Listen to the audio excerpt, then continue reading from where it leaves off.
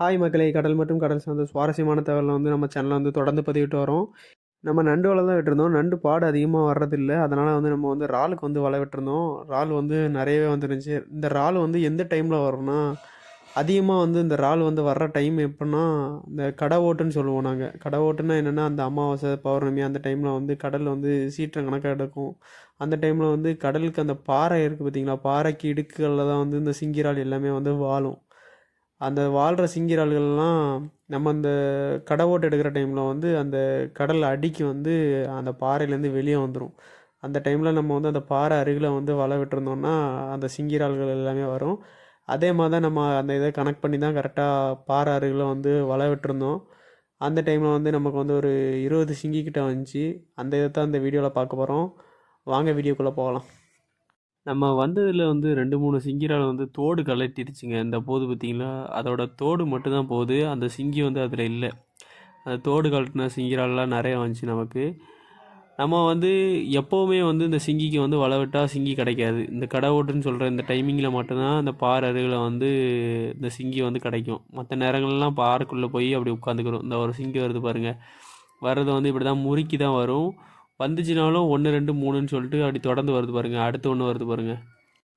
நமக்கு வந்த சிங்கி எல்லாமே இந்த 100 கிராம் 150 கிராம் அந்த சைஸ் தாங்க வந்துச்சு. ரொம்ப பெரிய சிங்கிலாம் வரல.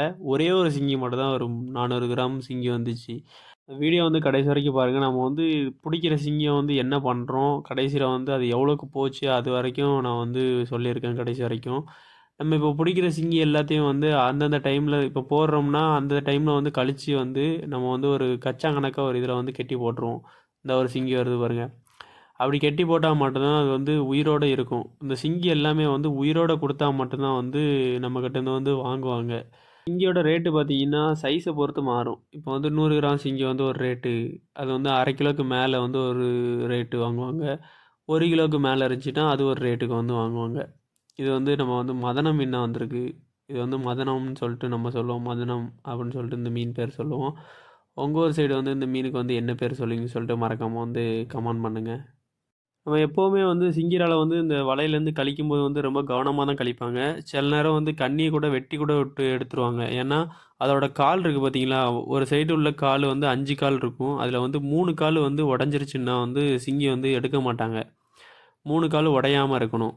அப்படின்னா மட்டும்தான் அந்த சிங்கியை ரேட்டுக்கு எடுப்பாங்க. 3 கால் உடஞ்சின்னா அந்த சிங்கியை ரேட்டுக்கு எடுக்க மாட்டாங்க. இப்போ நமக்கு 2 ஒன்றா வந்திருக்கு பாருங்கள். எப்படி எடுத்துருக்கோம் பாருங்கள். சிங்கி மோஸ்ட் ஆஃப் த சிங்கி எப்படி சிக்கியிருக்குன்னா, அதோட தலைப்பகுதி இருக்குது பார்த்தீங்களா, தலையில் தலை கீழே 2 முள் கணக்காக இருக்கும். அந்த முள்ளில் தான் அதிகமாக அந்த வலை கொழி இருக்கும். அந்த நெஞ்சு பகுதியில் மட்டும்தான் கொழி இருக்கும். மற்ற எதுலேயுமே அதிகமாக கொழி இருக்காது. அது வால் பகுதி இருக்குல்ல, வாலோட லாஸ்ட் பகுதியில் ஒரு 2, 3 முள்ளுக்கிட்ட ரொம்ப ஷார்ப்பாக இருக்கும். அந்தந்த இப்போ அடிக்குது பார்த்தீங்களா, இப்படி அடிக்கும்போது கையை அது அதோட நெஞ்சு பக்கத்தில் நம்ம கையை வச்சுருந்தோம்னா நம்ம கை எல்லாமே கோரையாயிரும். ஏன்னா அதோட முள் ரொம்ப ஷார்ப்பாக இருக்கும். அது மடக்கி அடிக்கும்போது அதோட வால் பகுதியில் உள்ள முள் ரொம்ப ஷார்ப்பாக இருக்கும்.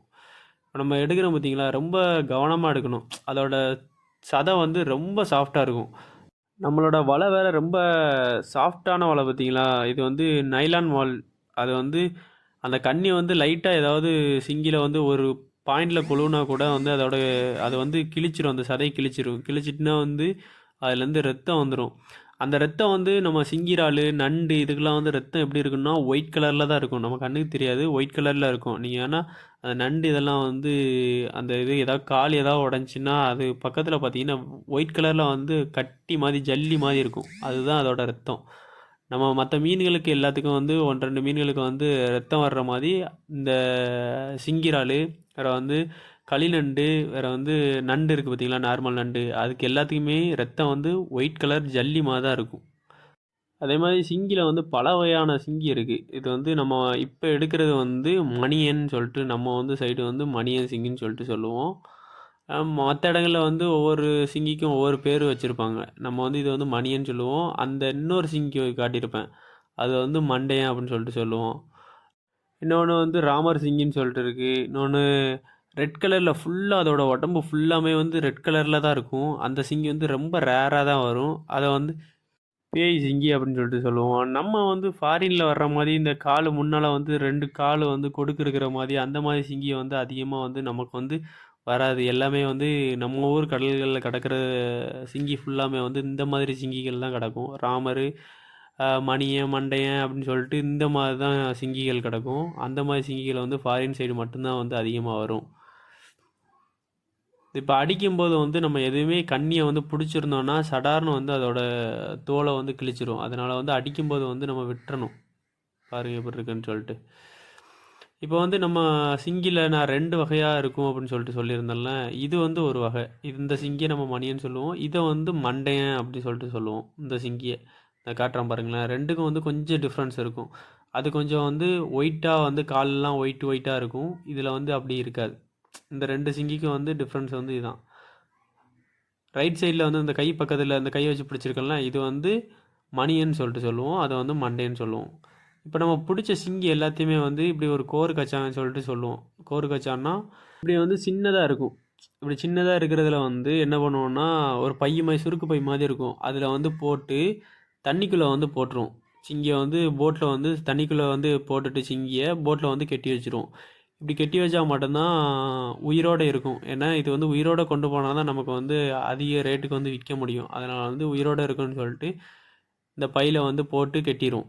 கெட்டிட்டு வந்து தண்ணிக்குள்ளே வந்து போட்டு வச்சிரும். நமக்கு ஒரு பாறை மீன் வந்திருக்கு பாருங்கள். பாறை மீன் இப்போ இருக்குது பாருங்கள். இது வந்து கல் பாறை அப்படின்னு சொல்லிட்டு நம்ம வந்து சொல்லுவோம். இதாக இருக்குல்ல, பையில் போட்டு இதில் கெட்டி வச்சிட்டோம்னா தண்ணிக்குள்ளே வந்து சிங்கி வந்து தண்ணிக்குள்ளே கிடக்கும். நம்ம வந்து இதில் கெட்டி வச்சுருப்போம். இப்படி வந்து ஒவ்வொரு சிங்கியும் வந்து வரும்போது வந்து நம்ம வந்து அதை வந்து கழித்து அந்த கோர்க்கச்சானுக்குள்ளே போட்டு கெட்டிடுவோம். இப்போ வந்து நம்ம வந்து தண்ணிக்குள்ளே இருக்கும், அதாவது தண்ணிக்கு உள்ளே வந்து வலை பிடிச்சிட்டு இருக்கோம். அந்த டைமில் வந்து இப்படி பண்ணுவோம். இதுவே தண்ணிக்கு வெளியே கரையை போயிட்டோம் அப்படின்னா என்ன பண்ணுவோம்னா, ஈர மண் வந்து கடற்கரை ஓரத்தில் வந்து ஈர மண்ணுகள் வந்து அதிகமாக கிடக்கும். அந்த ஈர மண்ணை எடுத்து ஈர மண்ணை வந்து சிங்கியோட வால் பகுதியில் வச்சு மூடிடுவோம். மூடி வந்து நம்ம ஏதாவது ஒரு பைக்குள்ளே எதுலையா வச்சோம்னா அது பாட்டுக்கு அப்படியே இருக்கும். ஒரு நாள் வரைக்கும்னாலும் அந்த சிங்கி வந்து சாகாமல் அப்படியே இருக்கும். இது வந்து குருவலை மீன்.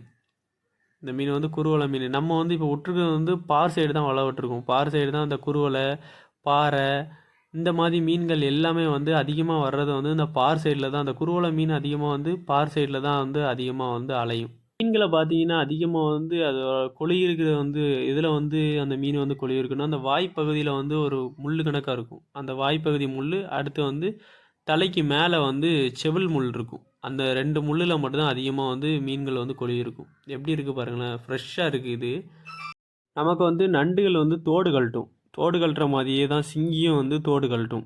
இது வந்து ஃபுல் வெறும் தோடு மட்டும்தான். அதோட தோடு மட்டும்தான். இதில் உள்ள சிங்கி வந்து வெளியே போயிட்டு பார்த்தாலே தெரியும். ஃபுல்லாக அந்த ரப்பர் மாதிரி இருக்குது பாருங்கள். எப்படி இருக்குது பாருங்கள், ரப்பர் மாதிரி.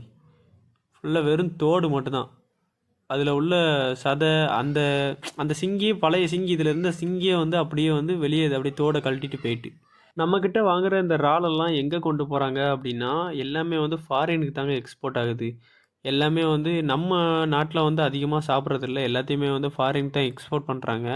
இதோட ரேட் வந்து அதிகமாக இருக்குது அப்படிங்கிற காரணத்துக்காண்டி வந்து ஃபாரின் எக்ஸ்போர்ட் ஆகுதா, இல்லைனா என்ன காரணம்னு சொல்லிட்டு தெரியல. உங்களுக்கு தெரிஞ்சுன்னா அதை பற்றி ஏதாவது தெரிஞ்சுன்னா வந்து மறக்காமல் வந்து கமெண்ட் பண்ணுங்கள், நானும் தெரிஞ்சுக்கிறேன். நீங்கள் யாராவது இந்த சிங்கி இறாலை வந்து சாப்பிட்ருந்தீங்கன்னா அதோட டேஸ்ட் எப்படி இருக்குன்னு சொல்லிட்டு மறக்காமல் வந்து கமெண்ட் பண்ணுங்கள். நமக்கு இப்போ ஒரு 4 சிங்கி வந்து மொத்தமாக வந்திருக்குங்க. அதை தான் வந்து இப்போ வந்து கழிச்சு வந்து ஒரு பக்கெட்டில் வந்து வச்சுட்டு அதுக்கப்புறம் வந்து அந்த 4 சிங்கியும் வந்து அந்த கச்சாங்குள்ளே வந்து போட்டுருவேன். இந்த பக்கெட்டுக்குள்ளே வச்சுருக்கேன் பார்த்தீங்களா, 2 சிங்கியை வந்து கழிச்சிட்டேன். இன்னும் வந்து 2 கழிச்சிக்கிட்டு இருக்கேன். இப்போ கழிச்சு முடிச்சுட்டு வந்து அந்த எல்லாத்தையும் வந்து அந்த கோரு கச்சான்னு சொல்லிட்டு சொல்லுவோம். அந்த கச்சானில் வந்து நம்ம போட்டோன்னா வந்து அது அப்படியே உயிரோடு இருக்கும். இப்போ வந்து நம்ம போட்டு வந்து ரன்னிங்கில் இருக்கும்போது வந்து என்ன பண்ணுவோம்னா, அந்த கச்சானை வந்து போட்டுக்குள்ளேருந்து எடுத்து வச்சு ஒரு ஈர துணியை வச்சு அதை வந்து மூடி வச்சுருவோம். இதை வந்து ரொம்ப பாதுகாப்பாக கொண்டு போகணுங்க. இதையும் இந்த கள்ளி நண்டுன்னு சொல்லிட்டு சொல்லுவோம்ல, மட் கிராப்பு, அதையும் வந்து ரொம்ப கவனமாக கொண்டு போகணும். இறந்துருச்சுனாலே வந்து அது உயிர் போயிருச்சுனாலே வந்து அதுக்கு வந்து மதிப்பு இல்லாத மாதிரி போயிடும். நீங்கள் யாராவது வந்து இந்த சிங்கிரால் வந்து சாப்பிட்ருந்தீங்கன்னா வந்து அதோட டேஸ்ட் எப்படி இருக்குன்னு சொல்லிட்டு மறக்காமல் வந்து கமெண்ட் பண்ணுங்கள். மக்களே 2 விதமாக வந்து நம்ம வந்து இந்த சிங்கிரால் வந்து பிடிக்கலாம். ஒன்று வந்து இப்படி வலை விட்டு வந்து பிடிக்கலாம். இன்னொன்று என்ன அப்படின்னா, குழி ஓடி வந்து பிடிப்பாங்க. அந்த பார் இருக்குது பார்த்தீங்களா, அந்த பார் பக்கத்தில் வந்து குழி ஓடுவாங்க. குழி ஓடி கண்ணாடி போட்டு குழி ஓடி அந்த பொந்துகளுக்குள்ளே வந்து இறால்கள் வந்து நிற்கும். அதை வந்து கச்சா மாதிரி ஒரு இதை வந்து மேலே போட்டு மூடி வந்து பிடிப்பாங்க. அப்படி 2 விதமாக வந்து இந்த சிங்கிரால் வந்து பிடிக்கலாம். இப்போ நம்ம வந்து வீட்டுக்கு கொண்டு வந்தோடனே என்ன பண்ணுறோம் பார்த்தீங்களா, அந்த கடல் மண்ணு கொஞ்சம் அள்ளிட்டு வந்தோம். அத அவ்வளத்தையும் சிங்கிரால எல்லாத்தையும் வந்து அந்த பக்கெட்டுக்குள்ளே வச்சு வந்து மண் வந்து வச்சு மூடிரும். இந்த பார்த்தீங்களா, இந்த சிங்கிராலுக்கு வந்து 3 கால் இல்ல பாருங்க ஒரு சைடு. இந்த சிங்கிரால் வந்து எடுக்க மாட்டாங்க. இது வந்து டெத் பீஸு அப்படிங்கிற கணக்குக்கு தான் எடுப்பாங்க. ஒரு சிங்கிரால் வந்து செத்துருச்சுங்க. நம்ம வந்து நெறைய சிங்கிரால் வந்து ஒரே சின்ன கச்சான்ல போட்டதுனால வந்து இந்த சிங்கிரால் வந்து செத்து போச்சு. ஒண்ணு வந்து 3 கால் இல்ல. அந்த 2 மட்டும் தான் எடுக்க மாட்டாங்க. மத்த எல்லாத்தையும் வந்து எடுத்துருவாங்க. இப்போ வந்து இந்த ஒவ்வொன்னையும் வந்து ஏலத்துல வந்து இப்படிதான். இந்த ஏலத்துல வந்து இந்த சிங்கிரால போட்டு ஒரு 2 வியாபாரி இருப்பாங்க. அவங்க ஒரு ரேட்டு, இவங்க ஒரு ரேட்டுன்னு சொல்லிட்டு அப்படியே ஏலம் கூறிக்கிட்டே இருப்பாங்க. அப்படிதான் வந்து நெறைய வந்து ஏலங்கள் எடுப்பாங்க. சில நேரம் வந்து நெறைய இது வந்து இருக்குன்னா வந்து எடை போட்டு கூட வாங்கிருவாங்க. இந்த வீடியோ வந்து பிடிச்சிருக்குன்னு நினைக்கிறேன் உங்களுக்கு. பிடிச்சிருந்துச்சுன்னா மறக்காம வீடியோக்கு ஒரு லைக் பண்ணுங்க. நம்ம சேனலை வந்து இன்னும் சப்ஸ்கிரைப் பண்ணலனா மறக்காம சப்ஸ்கிரைப் பண்ணிக்கோங்க. நெக்ஸ்ட் ஒரு கடல் சார்ந்த நல்ல வீடியோவில் சந்திப்போம் மக்களே.